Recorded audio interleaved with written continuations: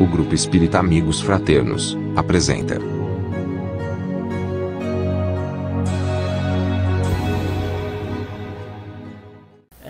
De fato, existe alguma dificuldade pontual no Brasil em relação à presença de jovens no movimento espírita. Pontual. De modo geral, os estudos estatísticos do nosso irmão Álvaro Crispino atestam o crescimento da participação dos jovens nas mocidades espíritas. Nós que estamos aqui somos de mocidade espírita, somos de infância espírita.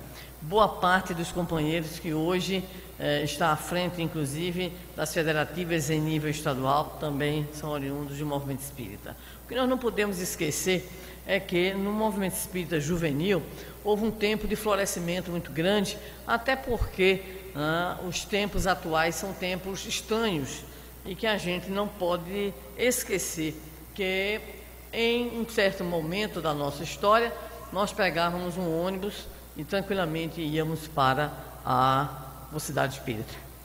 Hoje existem alguns problemas de segurança que afastam muitas pessoas, muitos jovens. Nós somos do tempo que não tinha shopping também, né? Então a gente tinha na casa espírita todo um referencial de viver a própria realidade do movimento espírita. Mas hoje, mesmo com todas as dificuldades, os nossos jovens que não têm só, por exemplo, a sua carga de escolaridade que tínhamos no nosso tempo de juventude espírita. Hoje o pobre do jovem espírita, o jovem de modo geral, além da escolaridade do ensino médio, por exemplo, Fundamental 2 e faculdade, ele tem tanta coisa para fazer que às vezes, Agora concordamos que nem sempre a casa espírita, ela tenta atrair o jovem usando uma linguagem ou procurando realmente integrar e acolher melhor esse jovem. Mas nós não podemos esquecer, e embora pedindo desculpas ao André, com todo respeito, não posso deixar de dizer que hoje nós temos em nível de área de evangelização infanto-juvenil um trabalho que é um trabalho que mais adiante as gerações com certeza reconhecerão mais ainda do que as gerações atuais. Realizamos hoje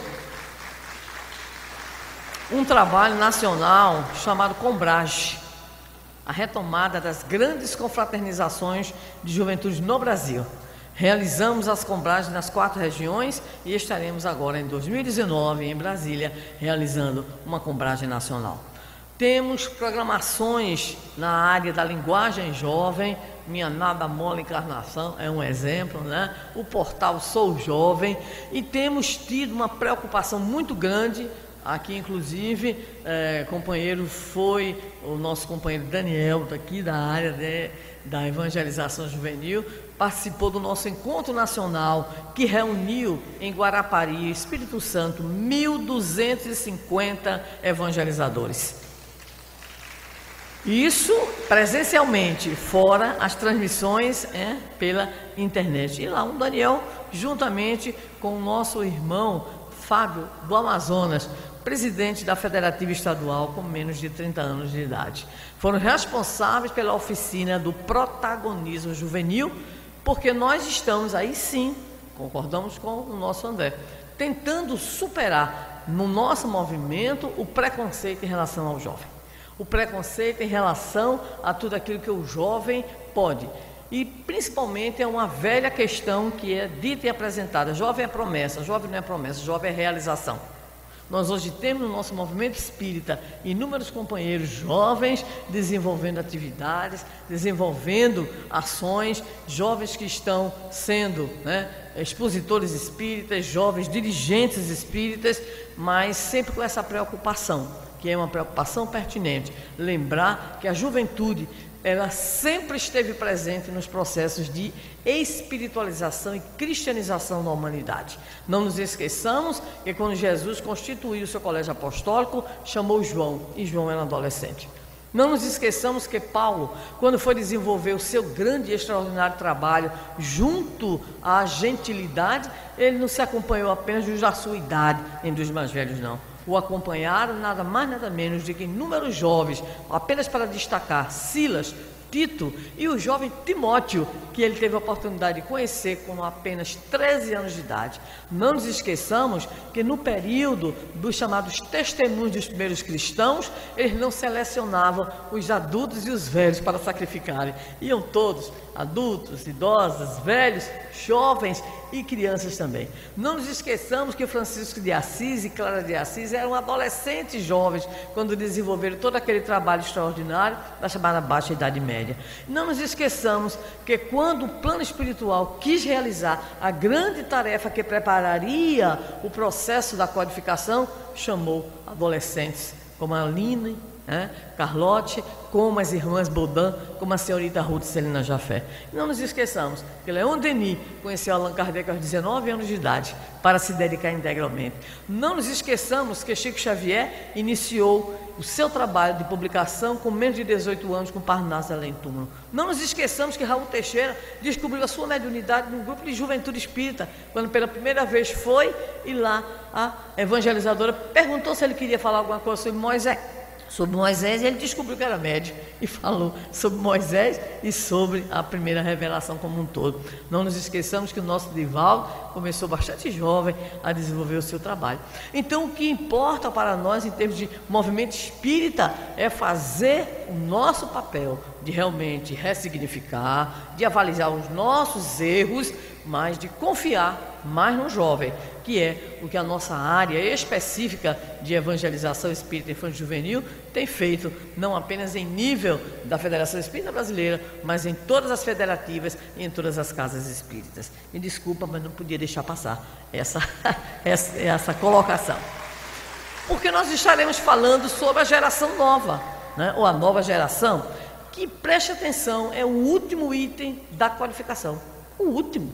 Porque a Gênesis é o último livro, o último capítulo, o 18, a nossa irmã Sandra já abordou. Os tempos são chegados, dividido ou subdividido o capítulo em 2 itens: sinais dos tempos, que também já foi abordado, e a nova geração, ou a geração nova. Então é interessante que nós percebamos que a finalização da codificação seja pedagógica, seja uma preocupação no primeiro momento com aquilo que se fala sobre os sinais dos tempos, e no segundo momento seja a preocupação com o novo tempo a partir do surgimento de uma nova geração. Então, nós já sabemos, já foi abordado aqui, que há muitas interpretações em torno da chamada transformação da Terra, os sinais dos tempos, mas a nossa Sandra já colocou muito bem que a visão é muito mais no campo moral do que no que diz respeito às transformações que naturalmente também ocorrem no nosso planeta sob o ponto de vista material, mas tudo dentro de uma lei, ou seja, tudo seguindo o que a lei do progresso define para nós. Mas quando se fala em nova geração, imediatamente a gente pensa, se tem uma nova, porque tem uma velha, não é isso? E Allan Kardec colocou para nós, sim, tem uma velha, aliás, as duas convivem, e nós diremos, nós continuamos a conviver, a velha geração com a nova geração. Só que o estudo que o codificador nos apresenta é muito sintomático, é muito importante. Ele vai nos falar das chamadas características da velha geração. Primeira característica: espíritos revoltados contra Deus. Tá aí. Aí a gente que está aqui diz, não, eu já não estou nessa. Mas tenhamos cuidado, porque a gente às vezes tem uma percepção estranha sobre Deus. Temos dito isso em algumas palestras. Às vezes dizemos assim, Deus não me ouve. A gente atribui a Deus a surdez. Deus não me vê, está cego. Deus não se lembra de mim, é desmemoriado. Deus não me entende, tem problemas de compreensão.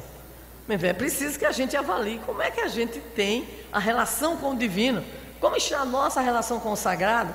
Será que a gente tem certeza da presença de Deus, do amor de Deus, da justiça de Deus? Será que a gente continua perguntando, por que eu? Por que eu? Quando me acontece uma determinada situação. Então, muitas vezes, nós não somos propriamente revoltados contra Deus, mas nós temos lá as nossas questões com o divino. É preciso que a gente avalie isso também. Propensão é uma outra característica. Propensão instintiva, propensões, aqui tem um erro de concordância. As paixões degradantes e os sentimentos antifraternos. Egoísmo, orgulho, inveja, ciúme. Basta este quarteto para derrubar qualquer um. Aliás, basta um egoísmo, a chamada chaga da humanidade pelos imortais que trabalharam no processo da codificação. Então, quando nós estimulamos atitudes que se vinculam a esse sentimento antifraterno, egoísmo, orgulho, inveja, ciúme e todos aqueles que se lhes vinculam ou são decorrentes dessas manifestações em nós, nós ainda estamos na velha geração. E vamos lá, preferência por tudo quanto é material, sensualidade, cupidez, avareza. Então, a chamada velha geração, ela tem, vamos dizer assim, um leque muito interessante, né, de situações onde nós podemos nos encaixar ou nos encaixamos em razão do nosso atual patamar evolutivo. E são principalmente, nos diz Allan Kardec nesse estudo, espíritos viciosos. Então a gente já viu que o perfil aqui não é moleza não, não é brinquedo não. E o nosso esforço qual é? O nosso esforço é de não nos encaixarmos disso daí, né? E nesse momento a gente retorna à fala inicial nossa pela manhã, quando dizíamos da nossa responsabilidade em relação ao esforço educativo em nós.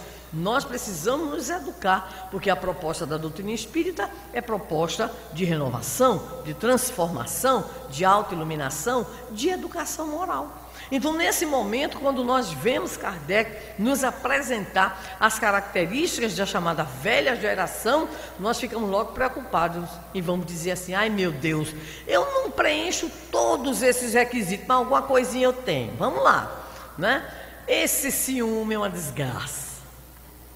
E aí a gente vai dizer assim: olha, eu não sou propriamente ciumenta, eu sou zelosa, né?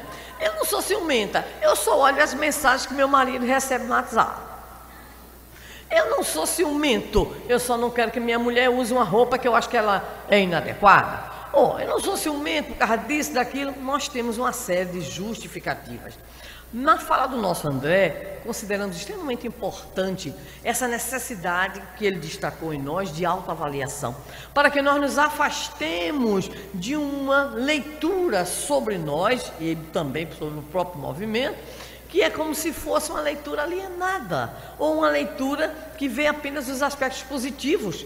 É imperioso identificarmos a chamada sombra que existe em nós, pessoalmente falando, sob o ponto de vista da psicologia de cada um. Há uma autora, muito citada pelo nosso querido Divaldo, não sei se ainda está encarnada, é uma psicoterapeuta luterana, chamada Hannah Wolff, autora de um livro magistral chamado Jesus Psicoterapeuta. Ela, que inclusive morou muitos anos na Índia, escreveu depois um livro também extraordinário chamado Jesus Universal, onde ela interpreta Jesus como o yogi perfeito. Ela que inclusive diz que prefere a visão ocidental da reencarnação. Imagine, luterana, na teóloga luterana. Ela afirma que todos carregamos conosco a sombra. Nós temos uma sombra. Ela, né, de fundamentação junguiana, vai nos remeter a uma necessidade premente de avaliação em nós das nossas profundas dificuldades, porque nós temos uma tendência, principalmente quando a cabecinha vai na frente e nós começamos a adotar princípios importantes de renovação, ideais nobres, começamos a admirar, né, determinadas atitudes que consideramos extremamente importantes sob o ponto de vista da vivência do Evangelho e da doutrina. Muitas vezes nós não conseguimos estabelecer uma relação dessas ideias ou dessas coisas que nós começamos a acreditar, a defender e até mesmo a internalizar sob o ponto de vista da nossa adesão intelectual. Sentimos a dificuldade de que essa adesão intelectual ela termine exatamente em nós, né, como algo que nós não conseguimos internalizar sob o ponto de vista dos nossos valores e das nossas emoções e sentimentos. Aí fica difícil, né? Fica difícil porque a gente começa a negar a sombra, a fazer um discurso para nós de autoconvencimento de que a culpa não é nossa. E ela faz em um de seus capítulos uma comparação rápida entre duas situações para mostrar como é difícil a gente fazer essa leitura da sombra, que seria os resquícios da velha geração em nós. Então ela vai lembrar a figura, por exemplo, daquele paralítico que estava lá perto da piscina e que Jesus vai até ele. E aí, na conversa que Jesus tem com ele, a primeira coisa que o paralítico manifesta não é o desejo de ficar bom. Ele vai reclamar, porque a tradição era de que de épocas em épocas um anjo do Senhor vinha, né, balançava as águas, e quem caísse primeiro seria então curado. Ele, ao invés de conversar alguma coisa com Jesus em torno do seu desejo de ser curado, ele foi se queixar e foi dizer: pois é, eu estou aqui há mais de não sei quantos anos, algumas décadas, e nunca consigo chegar, porque outros caem na água, né, quando o anjo do Senhor balança esta água. Aí Jesus é quem tem que perguntar a ele se ele quer ser curado, e ele diz que quer ser curado, mas a primeira atitude dele foi reclamar dos outros. A nossa prezada Hannah Wolff volta-se então para aquele cego Bartimeu. Jesus está passando, se não me engano, lá por Jericó, e aí ouve aquela voz gritando no meio da multidão: Senhor, filho de Davi, tende piedade de mim. E ele deve ter gritado tanto, devia ter muitos decibéis nas goelas, né? E aí Jesus perguntou: quem é que grita tanto pelo meu nome? E aí disseram: aquele ali era o cego Bartimeu. Mas Jesus recebeu a energia de Bartimeu: Senhor, filho de Davi, tem piedade de mim. Jesus, traga ele. E quando levaram à presença de Jesus o cego Bartimeu, qual foi a pergunta que Jesus lhe fez? Que queres que eu te faça? E a resposta: que eu veja, Senhor. Olha a atitude diferenciada. A do paralítico foi reclamar dos outros. E a Hannah Wolff diz: é a sombra. É preciso superar a sombra. É preciso ter a atitude do cego Bartimeu, que é a atitude proativa. É aquele que vai atrás daquilo que deseja. Então nós precisamos identificar a nossa sombra e a nossa resistência. Por que é que nós temos tantas dificuldades de, possuindo todas as informações, todas as elucidações, por que é que nós temos ainda tanta dificuldade?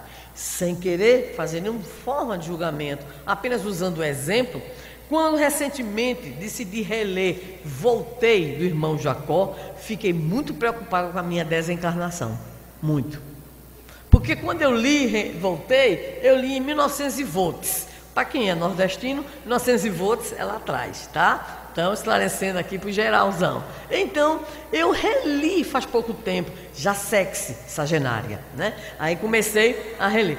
Quando eu reli, voltei, a história de Frederico Figner, grande trabalhador espírita, dirigente espírita, dialogador, e quando desencarna, ele observa que não era exatamente o que ele achava que ia dar com a sua desencarnação. Primeira coisa, ele quis olhar e ver alguma luzinha nele. Estava escurinho, breu, não tinha. E aí a filha aparece, Pitangui Sampaio, Bezerra de Menezes, eram as companhias dele. Imagine só, né? E ele então vai para um encontro. Nesse encontro os espíritos iam ser levados, aliás, para uma colônia, e ele vê alguns desencarnados. No meio deles, ele fica meio enciumado porque vê um espírito, uma mulher, iluminada. E aí ele fica assim, né? E a filha dele: pai, tenha calma, né? Procurando contemporizar. E ele pergunta: ela está iluminada? Não tem luz nenhuma. E ela está iluminada. Mas vejam bem, não é por nada não, somente para defender um pouco a nossa área. Era uma professora desencarnada. E aí lá segue, né? Aquele grupo. E durante todo o livro, nós vemos a preocupação de Frederico Figner, porque eram anos de trabalho, de dedicação. Frederico Figner foi capaz de doar sua fortuna pelo movimento espírita. Fortuna. Não era assim dinheirinho, não era doação, não era amigos da FEC, não. Era dinheiro em bando de lata. Basta dizer que teve um cheque que ele deu a Chico, Chico passou para a Federação Espírita Brasileira, e a Federação Espírita Brasileira montou o Parque Industrial. É mole? Então ele lá, né, e procurando, e vamos lá. E o que é interessante é o ponto que nós queremos chegar. Em certo momento, ele decidiu fazer um trabalho de autoconhecimento, de autoiluminação muito forte. Sabe o que ele fez? Ele decidiu visitar nas regiões umbralinas aqueles espíritos com os quais ele tinha conversado. Que quando ele chegava lá, nessas regiões, os espíritos com os quais ele tinha convivido, muitos olhavam para ele e diziam: e aí, Frederico? A turma da gozação, né? Ele ia nesse trabalho interior de autoconscientização, né? De autoeducação, de controle, até que um belo dia a gente pensa que arrastão só tem aqui do lado de cá, mas tem do lado de lá também. E tinha um grupo que queria fazer um arrastão com ele. Nesse dia ele teve receio. Nossa, como é que eles vão? O que é que eles vão fazer comigo, né? E aí ele entra numa espécie de oração profunda e logicamente fez o que qualquer um de nós faria, né? Bittencourt, Bezerra, chamando, e realmente ele percebeu uma luz, e essa luz afugentou então aqueles espíritos galhofeiros levianos. E aí ele vê de fato ali o Bittencourt Sampaio, e aí perguntou: ô Bittencourt, graças a Deus eles viram a sua luz e fugiram. E Bittencourt disse: não, você está enganado, a luz dessa vez é sua. E ele, isso já é quase no fim do livro. Então ele descobre que todo aquele processo de revolução interior dele, de autoconsciência, para identificar os próprios limites, é que estava lhe proporcionando a condição de iluminação. Então é este o conselho da nossa Hannah Wolff. Não tenhamos medo de achar a nossa sombra, porque somente na hora que acharmos a nossa sombra, saberemos como diluí-la através do nosso processo de autoiluminação. Então a velha geração é também aquela geração que não quer se conhecer, é aquela geração que guarda ranços, né? Que mantém, vamos dizer assim, o gosto pela imperfeição. Nós costumamos brincar algumas vezes dizendo que é a síndrome de Gabriela, o personagem, né, de Jorge Amado, que dizia assim: eu nasci assim, eu cresci assim. Se for espírita, diz: eu vou reencarnar assim, né? Então, não é o manter aquilo. E ainda tem uns que dizem assim com muito gosto: quem quiser gostar de mim, gosta do jeito que eu sou. E outros ainda gostam de afirmar: eu há 40 anos, 50 anos, eu sou desse mesmo jeito. Dá vontade de dizer: morreu e esqueceu de ser enterrado. Porque passar 40, 50 anos do mesmo jeito não é possível, né? Então, descobrir a nossa sombra interior para trabalhá-la, para nos renovarmos, esse sim. Mas aí Kardec vai nos dizer: e qual é a nova geração? Bem, para quem é da área aí, da internet, e para quem conhece alguma coisa, sabe perfeitamente o que significa a expressão upgrade. Tudo ok? Upgrade. Tem um computadorzinho Peba, aqui também é o mesmo sentido, né?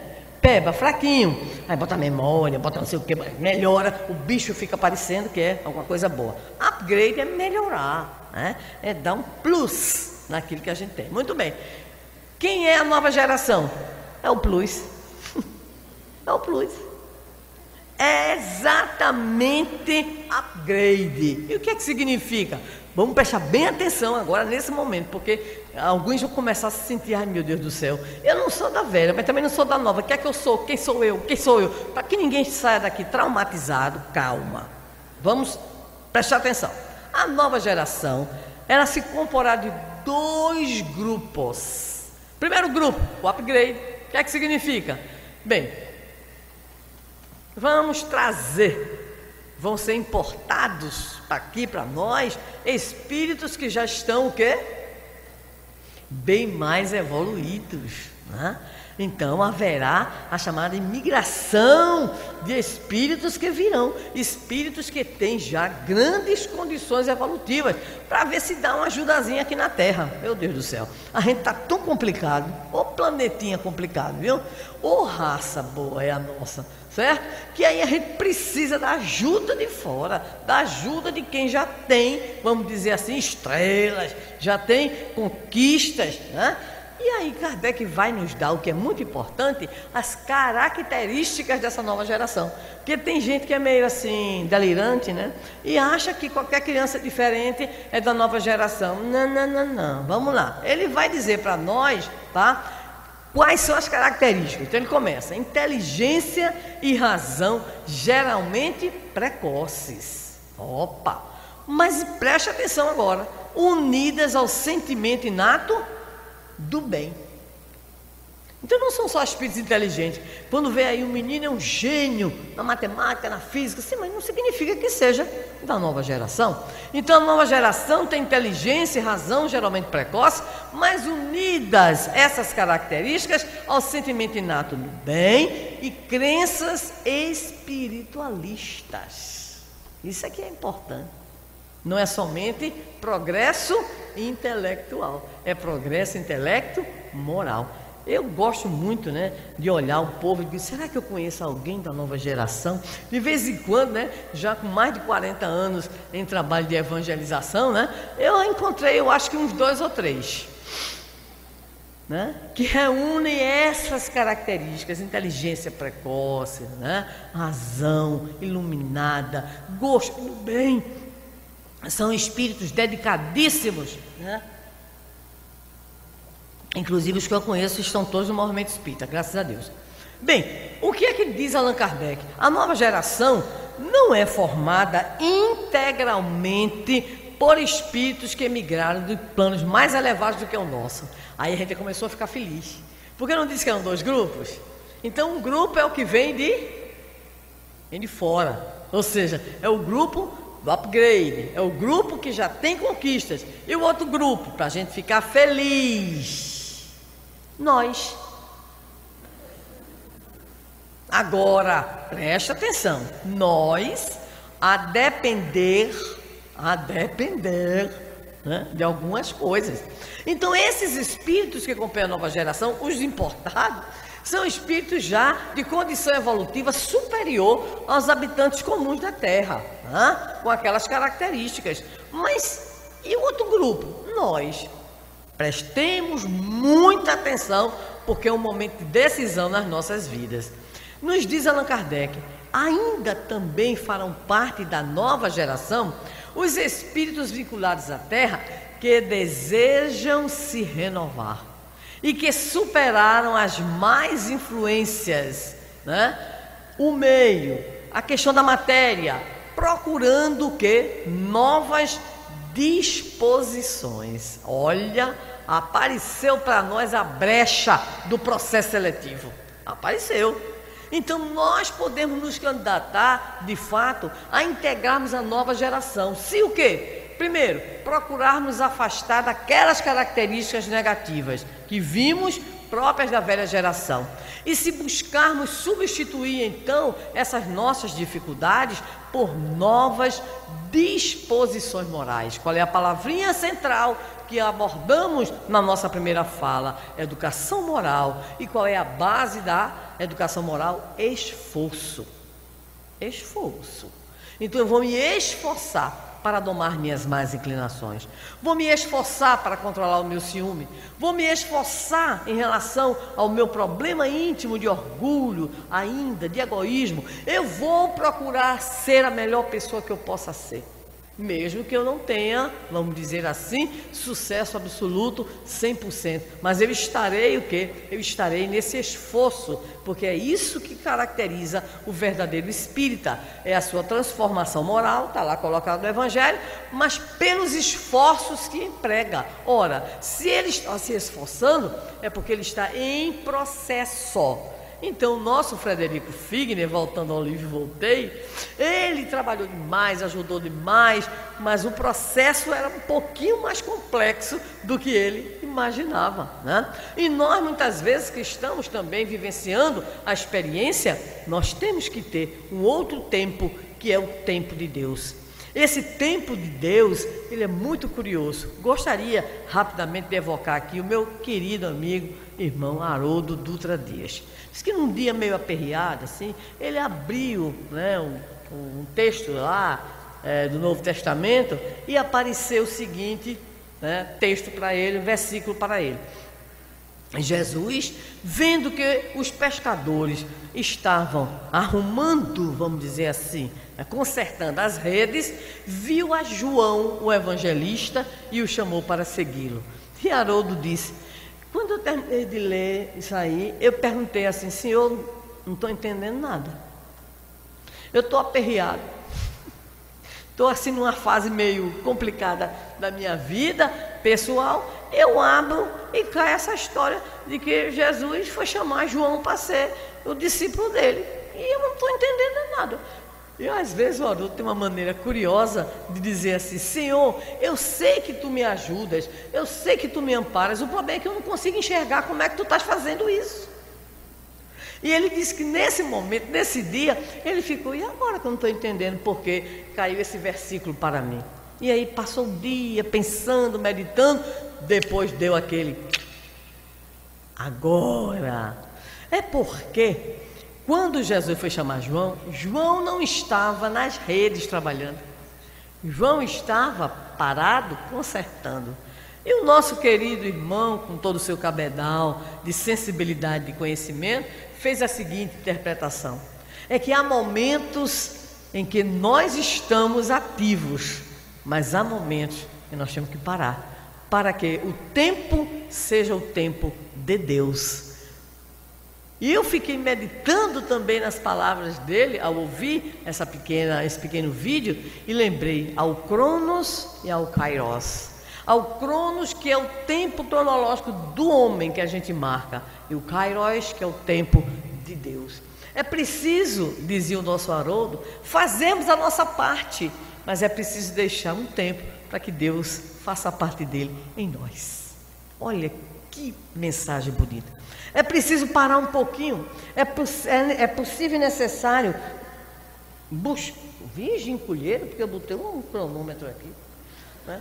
É preciso buscar, né, o deserto interior de avaliação, para que a gente possa fazer um mergulho, né, em nós, para podermos então desenvolver o nosso programa de autoiluminação. Então, farão parte da nova geração os que desejarem também isso, ou seja, os que conseguem fazer esse trabalho de autoconhecimento, os que desejam renovar as suas disposições íntimas no sentido do bem, no sentido da renovação, no sentido da transformação. Então é onde nós entramos, né?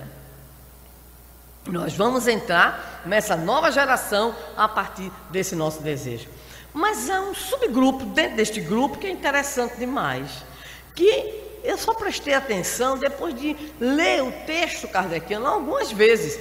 Diz ele o seguinte, que há muita gente que desencarna, não estava nem aí, é daquele grupo de estou nem aí, né? Desencarna. Então ele diz, tem um grupo também que no plano espiritual recebe a ação benfeitora dos espíritos amigos, porque na verdade esses seriam aqueles que na Terra não tiveram lá muita vinculação a movimentos religiosos, ou não tiveram lá muita vontade, né, de participação em processos renovadores, mas quando desencarnados, eles recebem no plano espiritual o quê? Recebem um plano espiritual, aí sim, um upgrade diferente, uma orientação, um estímulo, e esses, nos afirma Kardec, poderão reencarnar e aí mudar as suas disposições interiores e realmente conseguirem, vamos dizer assim, fazer parte da nova geração. Para melhor compreender, uma súmula, uma síntese. Vamos então entender como é que vai ficar a coisa. Primeiro, espíritos que não desejam evoluir, aquela turma da revolta contra Deus, serão exilados, sim, exilados para raças ainda atrasadas na própria Terra ou planetas outros, onde elas estarão contribuindo, em especial, com seu desenvolvimento intelectual. Não temos conhecimento dos exilados de Capela? Pois vai ter também o conjunto dos exilados da Terra. Esse é um grupo. Outro grupo, aliás, outra afirmativa. Haverá então uma lenta e progressiva substituição desses espíritos por outros espíritos. Ainda na Gênesis, ele vai nos dizer que há uma mescla. Nós vivemos hoje, esses grupos, ou seja, nós temos de um lado os que pertencem à velha geração e nós já temos aqueles que estão chegando com grandes tarefas, com grandes responsabilidades no que diz respeito ao momento regenerativo da humanidade. E, para deixar muito claro, nos dirá Allan Kardec, a geração nova é menos uma nova geração corporal, e sim uma geração que é espiritual. É uma geração espiritual pelas novas disposições. É uma nova geração que aí está. E nós não tenhamos dúvida de que muitos já estão por aí, voando no pula-pula que eu vim de pula-pula, uma turbulência, mas ainda consegui ler alguma coisa na empresa Gol, e aí tinha lá a revista deles, e uma entrevista com um cidadão lá que é considerado um filósofo, e aí é um filósofo meio materialista, mas perguntaram a ele em relação a se ele quisesse destacar alguma coisa para o futuro, sob o ponto de vista de um novo momento, uma nova possibilidade de mudanças para melhor na Terra. Ele evocou, eu vou pesquisar, não tive tempo, um menino que agora já é um adolescente, já está na faculdade, que aos 9 anos de idade começou a fazer, agora vou homenagear o André de novo, um projeto que se chama Projeto Plantação. Desde os 9 anos de idade que ele faz esse trabalho, que já contagiou muita gente no mundo inteiro para processos em especial de reflorestamento. Ele dizia, é preciso deixar esta marca no mundo para que o mundo seja melhor. Então a nova geração é esta que está aí querendo fazer o novo. É esta que está aí, que nem sempre identificamos, mas é esta que nos convida para que possamos engrossar as suas fileiras, realizando mais, fazendo mais, nos esforçando no nosso processo de renovação planetária, começando essa renovação em nós, começando essa renovação na nossa própria possibilidade interior de reforma, de transformação e de iluminação. Conversando com o nosso querido Divaldo, dizia para ele, confessando a limitação da minha parte, eu disse assim, ô Divaldo, o pessoal fala tanto nesse novo amanhecer, a nova era, eu não consigo enxergar. É a minha dificuldade evolutiva, mas eu queria tanto enxergar essa nova era, essa nova geração que está aí, esse novo amanhecer. Ele disse para mim, responde na palestra. Que maravilha, responde na palestra. Eu fiquei lá na hora da palestra, assistindo, procurando identificar. Em determinado momento, ele sabia mais ou menos onde eu estava sentada, olhou e disse assim, muita gente quer ver o resultado da regeneração agora. Eu digo, vala-me Jesus. Muita gente já quer, está vendo, já está querendo a nova geração agora, imediatamente, já. São espíritos imaturos. Eu falo, e começou a cacetada, aí lá vai. Aí foi. Mas é preciso que tenhamos a consciência de que a alvorada começa no primeiro segundo após a meia-noite. Entendi. Eu entendi. Eu disse para ele, entendi, meu irmão. Eu entendi, sabe o quê? Que a gente tem uma madrugada muito longa pela frente. Ele obviamente riu, disse que eu era terrível. Mas eu entendi. Então, muitas vezes, nós que aqui nos encontramos, temos também essas vontades de que, de repente, nós possamos já ver as grandes modificações, já ver as grandes mudanças. Mas é preciso realmente voltar à afirmativa do nosso querido irmão. A alvorada vai chegar. Passou de meia-noite, pronto, já é outro dia, não é verdade? E nós estamos, então, nessa caminhada. E nessa caminhada, nós contamos com aquelas outras ovelhas, como diria Jesus, que não são deste rebanho, são de outro rebanho, que aqui estão para nos auxiliar, espíritos que aí estão buscando, pesquisando, já quem adora estar na internet, procure crianças prodígios, crianças que estão fazendo, e adolescentes, uma verdadeira revolução em suas vidas e nas vidas dos outros companheiros. Íamos trazer um vídeo, preferimos não trazer porque era um pouquinho tempo um pouquinho mais longo, da Akiane Kramaric, a menina, né, que aos 4 anos de idade começa a desenhar, aquela que um dia pediu a Jesus: eu queria pintar seu rosto, mas eu não sei como você era. E um belo dia bate à porta dela um homem, diz assim: eu não sei porque eu estou aqui não, mas eu senti uma força dizer para mim que eu viesse aqui e batesse, que eu saberia a resposta. E aí ela perguntou, né, e a mãe: mas quem é o senhor? Disse: sou fulano de tal, carpinteiro. Aí ela disse: é ele. E essa menina hoje, uma jovem de 24 anos, é apontada por muitos como uma nova mística. Tem oferecido ao mundo, né, a sua arte, é poetisa, é pianista, além de pintora, e boa parte de todo o seu trabalho converge para a obra social. Ela que teve muitas dificuldades, para quem não sabe, na infância, passando necessidade, problemas de saúde, desejo de acabar com tudo, de não mais seguir, mas encontrou na mãe, que era uma materialista, ateísta, o apoio, o carinho para seguir adiante. E hoje ela desenvolve um trabalho social extraordinário, viajando com a família inteira, e segundo ela, o seu papel na Terra é dizer às pessoas: tenham esperança, sigam adiante, se amem, se melhorem.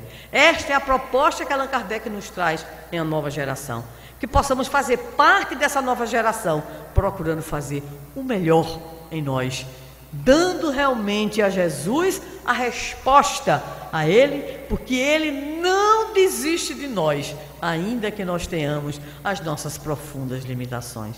A sua voz continua reverberando em nossos corações: vinde a mim todos vós, que vos achais aflitos, sobrecarregados, eu vos aliviarei. Tomai sobre vós o meu jugo e aprendei comigo, que sou manso e humilde de coração, e encontrareis repouso para as vossas almas. Mas que ressoe principalmente em nós o outro convite que ele fez a multidão dos 500 da Galileia, dizendo ao coração de cada um: ide e evangelizai a todas as gentes. E entendamos que esse ide e evangelizai significa, na interpretação mais adiante paulina, que somos as cartas vivas do Cristo, escritas não em pedras, mas nas tábuas vivas do coração, com todo o nosso desejo de mudança e de renovação. Ainda que carreguemos a sombra do orgulho, do egoísmo, do ciúme, da inveja, enfim, de tudo aquilo que representa o conjunto das nossas imperfeições morais, fomos criados para a luz, somos filhos da luz e para ela devemos nos dirigir. Que Deus nos abençoe, que Jesus nos proteja e recebam o nosso agradecimento fraternal e amigo por estarmos aqui compartilhando esse momento de luz. Muito obrigado.